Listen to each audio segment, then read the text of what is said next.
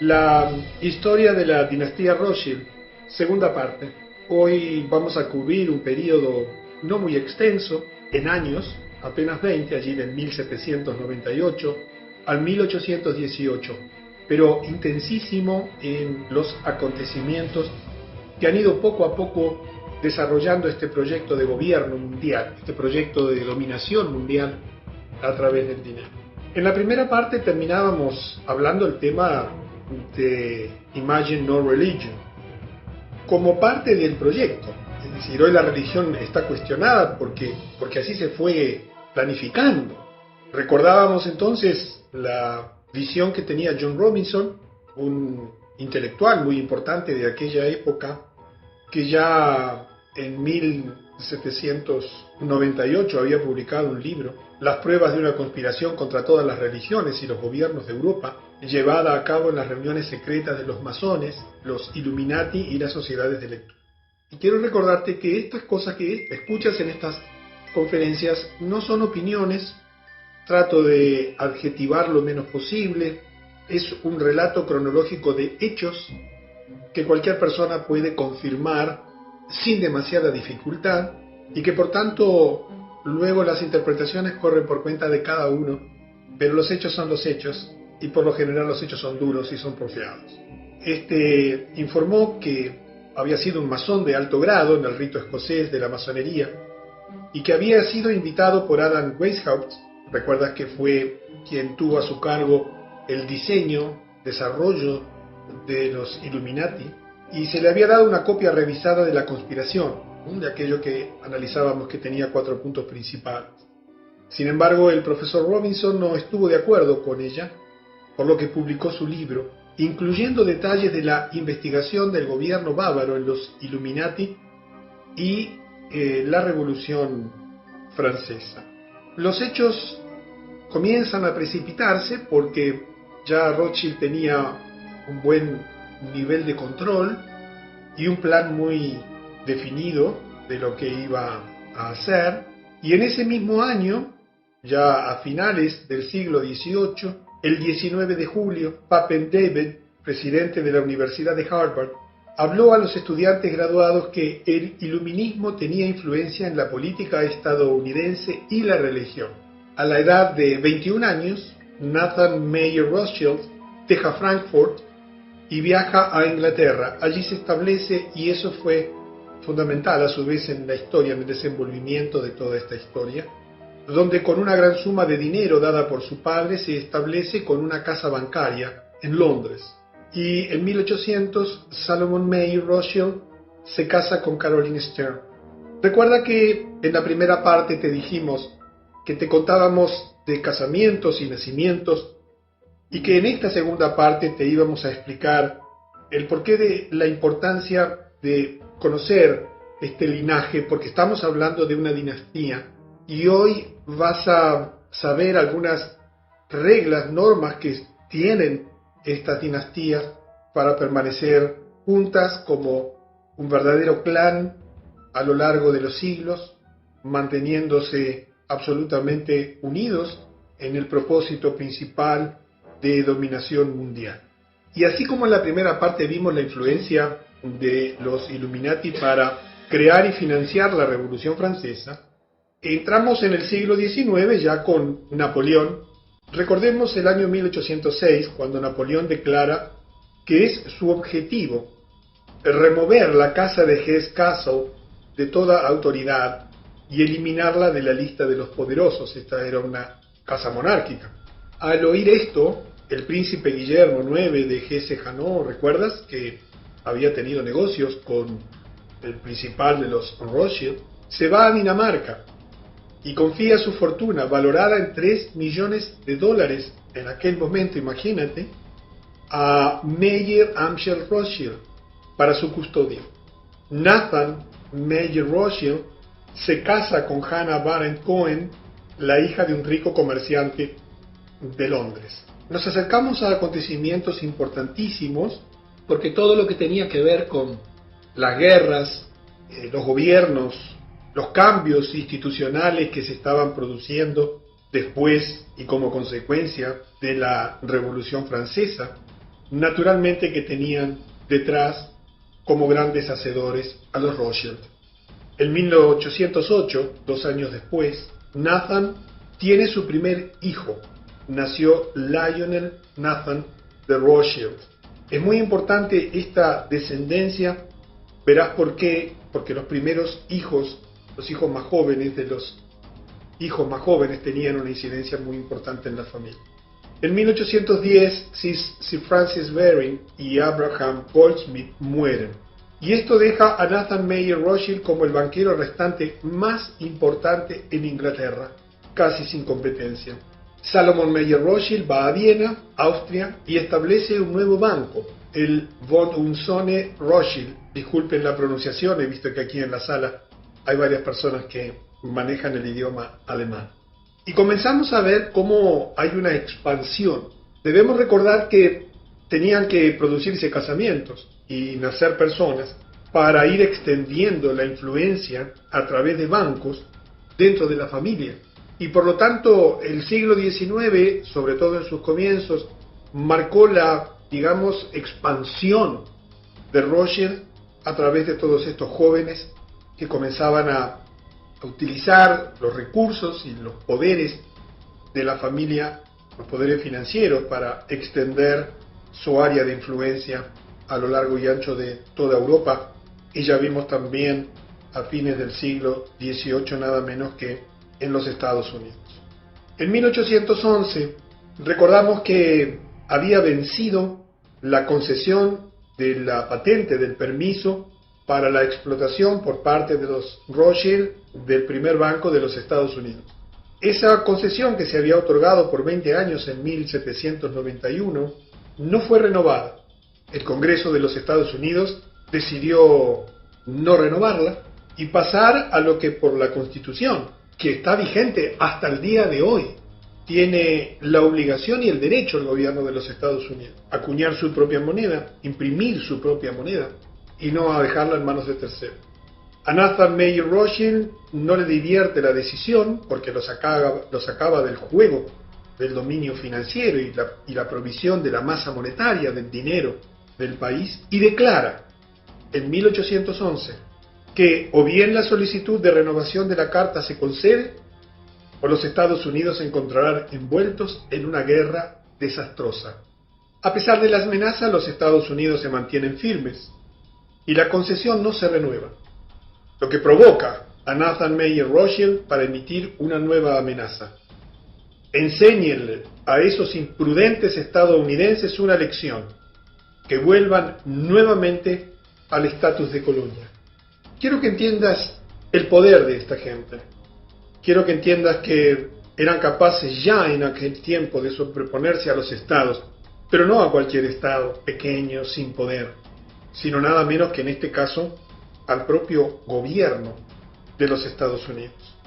Y esto que ocurría como amenaza en 1811 tuvo su concreción tan solo un año después.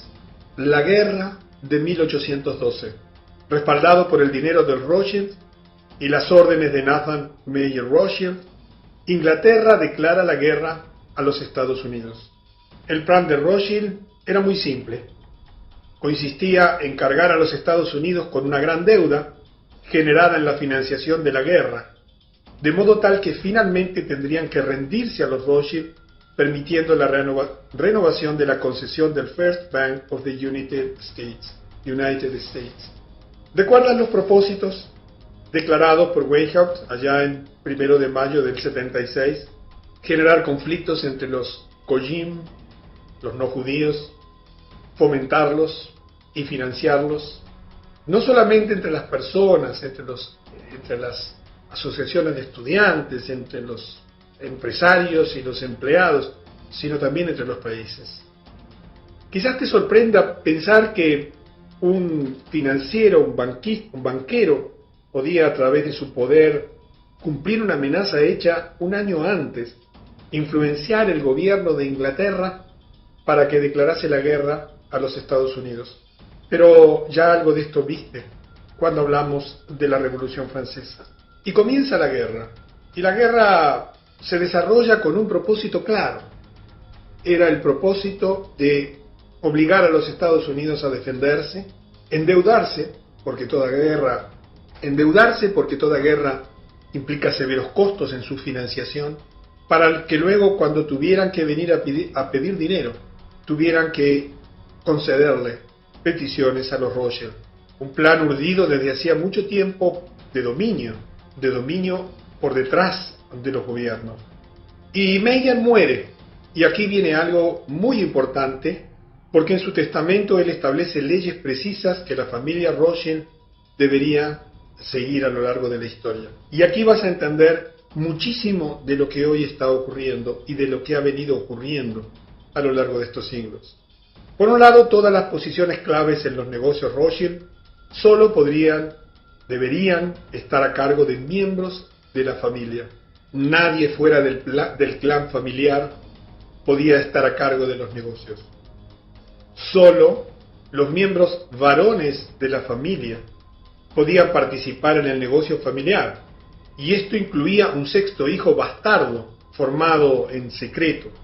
Es importante saber que Meyer también tenía 5 hijas, así que hoy la expansión de la dinastía Rothschild, sin el nombre Rothschild porque se casaban y tomaban el apellido de su esposo, se ha extendido por todo el mundo, pero esas personas de otras familias también forman parte de la dinastía. Y así, hoy se estima que hay un grupo de familias, algunos dicen que son 400, otros dicen que son mucho menos, que como consecuencia de esta situación, donde el fundador de todo esto tenía 5 hijas y un sexto hijo bastardo, que fue el que quedó a cargo, porque solamente los hijos varones podían hacerlo, se comenzó a extender esa influencia a través de muchísimas otras familias. Y por otra parte, el nombre Rothschild no necesariamente asegura a quien lo posea que sea parte de esta dinastía o de este clan. Agrega en el testamento que en la familia deberían casarse entre los primos primero y segundo para preservar la fortuna de la familia. Fíjate que de los 18 matrimonios de los nietos de Meyer Amschel Rothschild, 16 fueron entre primos hermanos, una práctica conocida hoy como la endogamia. Esto te hace entender por qué las sociedades secretas se casan entre ellos y se mantienen cerrados con privilegios familiares que se van heredando de generación en generación. ¿Y por qué se respeta eso como una obligación? Porque había una orden dada casi 200 años atrás. Y aquí vas a entender otras cosas. Ningún inventario de sus bienes y propiedades debería ser publicado. Yo no sé si sabes que la Reserva Federal, que se fundó en 1913 y que vamos a analizar dentro de esta dinastía Rothschild, nunca publicó un solo balance. Nunca fue auditada, nunca fue controlada. Y por supuesto que de reserva no tiene nada, porque no tiene reservas. Solo emite esos dólares sin valor que tú tienes en tu bolsillo o en tu cuenta bancaria, o que yo tengo en el mío. Y de Federal no tiene nada, porque es un banco privado perteneciente a los Rothschild en primer lugar. Y esta historia de que ellos no presentan sus balances, ni son auditados, ni controlados por ningún gobierno, ya estaba en el testamento del fundador de esta dinastía, Meyer Amschel Rothschild. Ninguna acción legal podría realizarse en relación al valor de las herencias. No se podía discutir, todo se arreglaba con dinero. El hijo mayor del hijo mayor se convertiría en el jefe de la familia. Esta condición solo podría ser alterada cuando la mayoría de la familia estuviese de acuerdo en la modificación. Había pues una especie de padrinazgo donde toda la familia tenía un gran líder, un gran director, que era el hijo mayor del hijo mayor. Y ese era el vértice que tenía la autoridad, en definitiva quien tomaba la última decisión, y que solo se podía alterar esa herencia natural cuando la mayoría de la familia estuviese de acuerdo con la modificación. Como ves, había un plan perfectamente armado, hilado, hasta en sus mínimos detalles, que como plan de dominio requería mucha rigidez, condiciones muy estrictas, cumplimientos muy estrictos. Y Meyer muere, y por lo tanto se pone en funcionamiento en forma inmediata el testamento, y Nathan Mayer Rothschild fue elegido jefe de la familia después de la muerte de su padre Mayer. Ocurren otras cosas. Jacobo Mayer va a París, a Francia, y allí establece el banco Rothschild Frères. Nace también Nathaniel de Rothschild, el yerno de Jacob. Y entonces la familia comienza a extenderse y son enviados a cada uno de los países a dominar la banca, porque de ese modo iban a ir extendiendo poco a poco el control y el dominio de todos los gobiernos en el proyecto de dominación mundial que consistía en el dominio y en el control de todos los bancos centrales del mundo. En 1814 ocurre lo siguiente. Recuerda que Mayer había recibido un préstamo de $3 millones, un dinero que se le había dado para negociar, que el príncipe Guillermo IX de Hesse-Hanau había confiado a Mayer para su custodia. Y veamos un relato de lo que sucedió según la Enciclopedia Judía, la edición de 1905, el volumen 10, en la página 494, que dice: según la leyenda, este dinero fue escondido en barracas de vino, y escapando a la búsqueda de los soldados de Napoleón, cuando entraron en Frankfurt, fue restaurado intacto en las mismas barricas en 1814, cuando el elegido príncipe Guillermo IX volvió a Alemania. Los hechos reales, dice la enciclopedia, fueron menos románticos y más ajustados a otra realidad. Quiero que adviertas que vamos hilando hechos, los centrales, dentro de un siglo donde ocurrieron muchas cosas, porque en ese siglo XIX es que se decide lo que tú estás viviendo hoy, aquí en el año 2010, con todos sus detalles. Por supuesto que cumpliendo profecías bíblicas milenarias, dentro del proyecto de dominación mundial y de gobierno mundial. Y quizás alguna de estas etapas, o de estas diapositivas, o de esta información puede resultar poco tediosa, poco interesante, pero verás que todo está absolutamente concatenado y hay que entender y conocer los episodios centrales para entender lo que en definitiva vino a ocurrir. Esta última línea, la que dice que en realidad algo se hizo con ese dinero, indica que el dinero nunca fue devuelto por Rothschild al príncipe Guillermo IX. La enciclopedia a continuación declara que Nathan invirtió los $3 millones en oro en la East India Company, a sabiendas de que sería necesaria para la campaña de Wellington, que recuerdas que era el gran opositor a Napoleón. Con ese dinero, y verás lo que ocurre a continuación, Nathan obtuvo no menos de 4 beneficios. Uno, con la venta de acciones o los bonos de Wellington, que compró a 50 centavos de dólar y los vendió a $1. 2, con la venta de oro a Wellington. 3, con compromiso de recompra. Y 4, con la expedición a Portugal.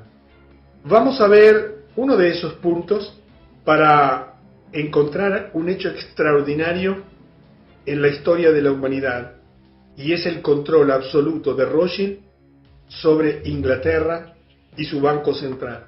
Del mismo modo que urdía el control absoluto del Banco Central, que ya lo tenía de Estados Unidos y que lo había perdido políticamente y que lo recuperaría como consecuencia de la guerra Inglaterra-Estados Unidos, también verás aquí una historia increíble, extraordinaria, de cómo llegó al control total de Inglaterra.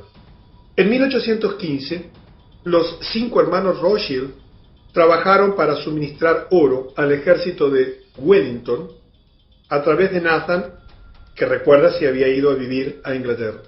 Pero a su vez también financiaban al ejército de Napoleón a través de Jacob, que se había ido a Francia y había creado el Rothschild Frères, ¿recuerdas? Comenzando así su política de financiar ambos bandos en las guerras. No lo habían hecho en la Revolución Francesa porque allí ellos querían eliminar a la monarquía para detentar el control total y eliminar también a la Iglesia Católica como dominador de los sistemas financieros. Veremos en la próxima conferencia cómo también llegan a controlar totalmente las finanzas de la Iglesia Católica. Los Rothschild amaban las guerras. ¿Por qué? Porque son generadoras masivas de préstamos libres de riesgo. Esto se debe a que están garantizados por el gobierno de un país y por lo tanto por los esfuerzos de la población de ese país, no importando si el país pierde la guerra, porque los préstamos se dan con la garantía de que el vencedor honrará las deudas de los vencidos. Fíjate la perversidad de esta intención. Se financiaban a los dos bandos a través de los bancos que ellos tenían, inmensamente ricos, proveyéndole el dinero necesario a Wellington para financiar su armada inglesa y para financiar a su vez el armamento y las guerras de Napoleón. Y en esa financiación se ponía como condición que los préstamos estaban garantizados por los bienes de la nación, por los impuestos de la nación, por el trabajo de la gente, sin importar quién perdía, porque la garantía sobre quien perdía, que quedaba destrozado y sin recursos, la otorgaba el ganador. Por lo tanto, era un juego perverso pero seguro, absolutamente para quienes detentaban el dinero y podían manejar sin ningún tipo de dificultad a las partes en pugna en los conflictos. Escucha esta historia porque quizás no la conoces. Uno de los mensajeros de Rothschild era un hombre llamado Rothwell. Cuando finalizó la batalla de Waterloo, ganada por los británicos, Rothwell despegó para el canal y fue capaz de dar las noticias a Nathan, que recuerdas era el banquero que vivía en Londres, con 24 horas de anticipación, antes que la mensajería propia de Wellington informara de lo que estaba ocurriendo. En ese momento, los bonos británicos, que se llamaban cónsules y se negociaban en el piso de la bolsa de valores, tenían un valor que estaba determinado por el mercado. Nathan dio instrucciones a todos sus corredores, sus trabajadores en la bolsa, que comenzaran a vender los cónsules. El hecho era que todos los demás operadores creían que los británicos habían perdido la guerra, por lo que comenzaron a vender desesperadamente. Tú ya sabes lo que ocurre cuando se venden bonos desesperadamente. Inmediatamente su valor cae a pico. Por lo tanto, el valor de bolsa de los cónsules se desplomó, momento que fue aprovechado por Nathan Mayer, quien discretamente instruyó a sus corredores a comprar todos los cónsules que caían en sus manos. Imagínate, cuando la noticia llegó que en realidad, 24 horas después, ¿verdad?, que en realidad eran los británicos quienes habían ganado la guerra, los cónsules aumentaron su valor a un nivel más alto que antes de la guerra, lo que terminó dejando a Nathan Mayer con un rendimiento de aproximadamente 20-1 en su inversión, adueñándose prácticamente de toda la riqueza de Inglaterra. Esto dio a la familia Rothschild el control total de la economía británica. Tenía en su poder todos los bonos. Ahora el centro financiero del mundo después de la derrota de Napoleón, y obligó a Inglaterra a establecer un nuevo Banco de Inglaterra, que Nathan Mayer Rothschild pasó a controlar. Curiosamente, 100 años después, el New York Times relata una historia que muestra que el nieto de Nathan Mayer había intentado obtener una orden judicial para suprimir la publicación de un libro con esta historia. La familia Rothschild alegó que la historia era falsa y difamatoria, pero el tribunal rechazó la solicitud Rothschild y ordenó a la familia para pagar todos los costos de la corte. Con una maniobra tipo militar, porque había mucho escondido en todo lo que ocurría, la familia Rothschild se quedó con el control de toda la situación, de todas las finanzas de Inglaterra y el dominio del Banco Central de Inglaterra. Observa este otro interesante detalle. Este es el año en que Nathan Mayer hace su famosa declaración. Él dijo: no importa qué marioneta se corone sobre el trono de Inglaterra, el imperio en donde no se pone el sol, el hombre que controle el suministro del dinero en Gran Bretaña controla el imperio británico y yo controlo el suministro de la moneda inglesa.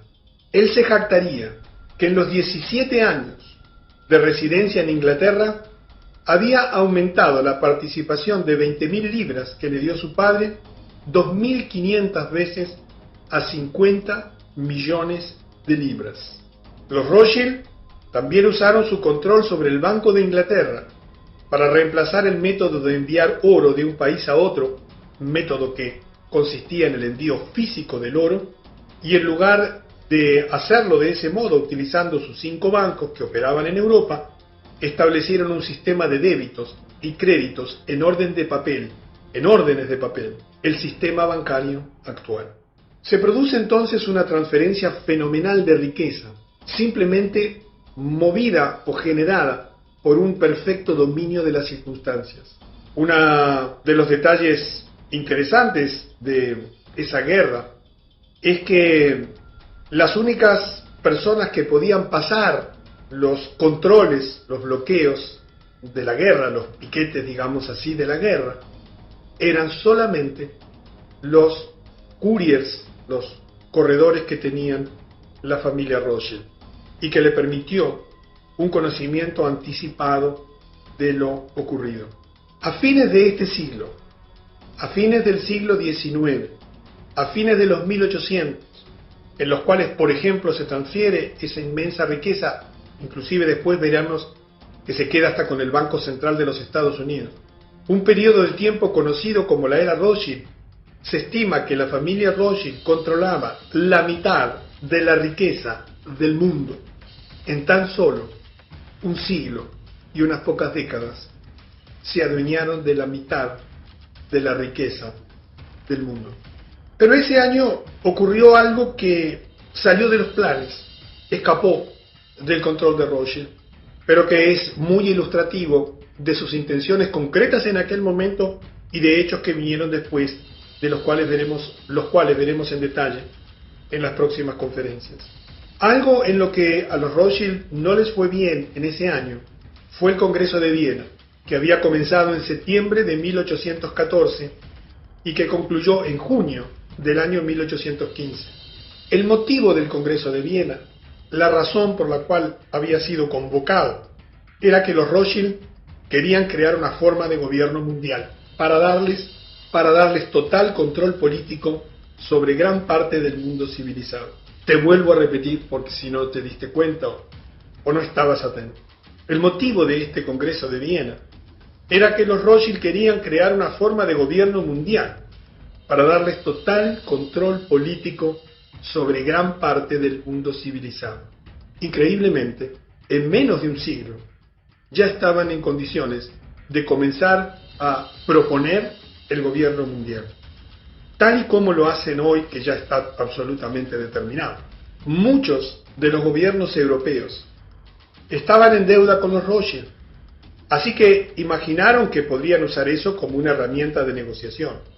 Sin embargo, el zar Alejandro I de Rusia, que no había sucumbido a un banco Rothschild central, no estaba de acuerdo con el plan. De modo que el plan Rothschild de gobierno mundial fracasó en esa oportunidad. Y allí los Rothschild aprendieron una lección. El control del gobierno mundial solo podía darse con el control de todos los bancos centrales del mundo. Y esa oposición que tuvo en el zar Alejandro I de Rusia, implicó para la familia del zar en generaciones futuras algo terrible. Enfurecido por eso, Nathan Mayer juró que algún día él o sus descendientes destruirían toda la familia del zar Alejandro I y descendientes.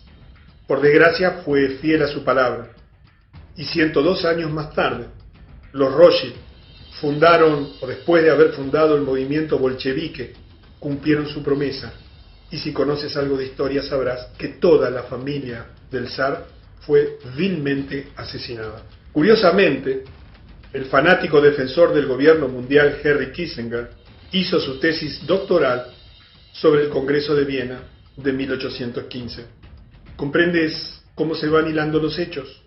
¿Comprendes que nada de lo que vino a ocurrir a lo largo de la historia era casualidad, sino que tenía que ver todo con este proyecto diabólico y perverso del gobierno mundial. En 1816, el gobierno estadounidense aprueba la ley que permitía otro banco central, también dominado por los Rothschild, dándoles nuevamente el control de la oferta monetaria de los Estados Unidos. Se llamó Segundo Banco de los Estados Unidos, Second Bank of the United States. Recuerda que teníamos un primer banco central que se le había cancelado la concesión en 1811. Y se le da una nueva concesión por 20 años, hasta 1836.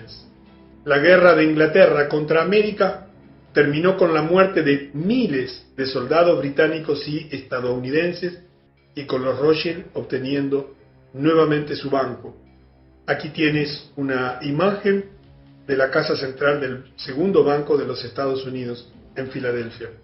En la medida que avancemos en las conferencias, los hechos se irán concatenando, armando, y poco a poco comprenderás los mecanismos de acción, la manera en que se ha ido desarrollando el plan, para ayudarte a comprender con más exactitud qué es lo que está ocurriendo y cómo seguirán desenvolviéndose los hechos. En 1818, 2 años después, a raíz de la masiva orden de obtener préstamos franceses, dada en 1817, con el fin de ayudar a la reconstrucción después de la desastrosa derrota en Waterloo, los agentes de Rothschild compraron grandes cantidades de bonos del gobierno francés, provocando el incremento de su valor. El 5 de noviembre se deshicieron del lote de bonos en el mercado libre, lo que provocó la caída de su valor en picada, entrando Francia en un pánico financiero. ¿Te suena a Wall Street? ¿A George Soros? En tiempos modernos. Los Rothschild, a continuación, intervinieron para tomar el control de la oferta monetaria francesa, salvando al gobierno francés y su economía, a cambio de el control financiero. Ese fue el mismo año en que los Rothschild fueron capaces de otorgar préstamos al gobierno prusiano por un monto de 5 millones de libras. Ya habían caído los Estados Unidos, Inglaterra, Francia, y tenía a una enorme cantidad de gobiernos europeos totalmente endeudados y dependientes. Era solo una cuestión de tiempo continuar trabajando por su proyecto. Y así entonces hemos llegado a cubrir estos 20 años, en los cuales nos damos cuenta el mecanismo de acción. Nos damos cuenta que había un clan, una dinastía cerrada, con normas internas, con la prohibición absoluta de publicar lo que hacían aún sus estados patrimoniales, con un control total de los gobiernos a través del dominio de la emisión del dinero, a la cual llegaban por medio de endeudarlos, en algunos casos financiando guerras, destrozándoles las economías, obligándoles a pedir préstamos, para luego urdir una maniobra de manejo de la economía a través de los papeles de deuda del gobierno, vendiéndolos, haciéndolos caer para dentro del pánico financiero aparecer como salvadores y decir, yo te recupero ese valor, pero yo soy quien controlo la emisión de la moneda. Y este proceder se ha ido extendiendo de maneras cada vez más sofisticadas. El gobierno central de tu país emite moneda de tu país, pero esa moneda está totalmente atada al valor del dólar, al valor de lo que definen en la Reserva Federal, institución que, te reitero, nunca presentó un balance y nunca fue auditado, que no le informa ni siquiera al Congreso de los Estados Unidos sobre sus acciones, y que simplemente es una imprenta de emitir dinero, sin ningún valor y respaldo, absolutamente ninguno. Espero que al ya tener unos 70 años de historia, entiendas un poquito más este mecanismo, para que cuando lleguemos a nuestro tiempo, todo el panorama te haya resultado suficientemente esclarecedor. En la próxima conferencia vamos a ver cómo este poder se extiende, financiando guerras y continuando con ese proyecto de gobierno mundial que en 1815 fracasó en el Congreso de Viena, pero que no fracasó en las intenciones. porque continuó adelante, tejiéndose poco a poco, de una manera sostenida, sistemática, organizada, con un grupo de familias ahora totalmente unidas en un proyecto común. Nos vemos entonces en la tercera parte de la historia de la dinastía Rothschild.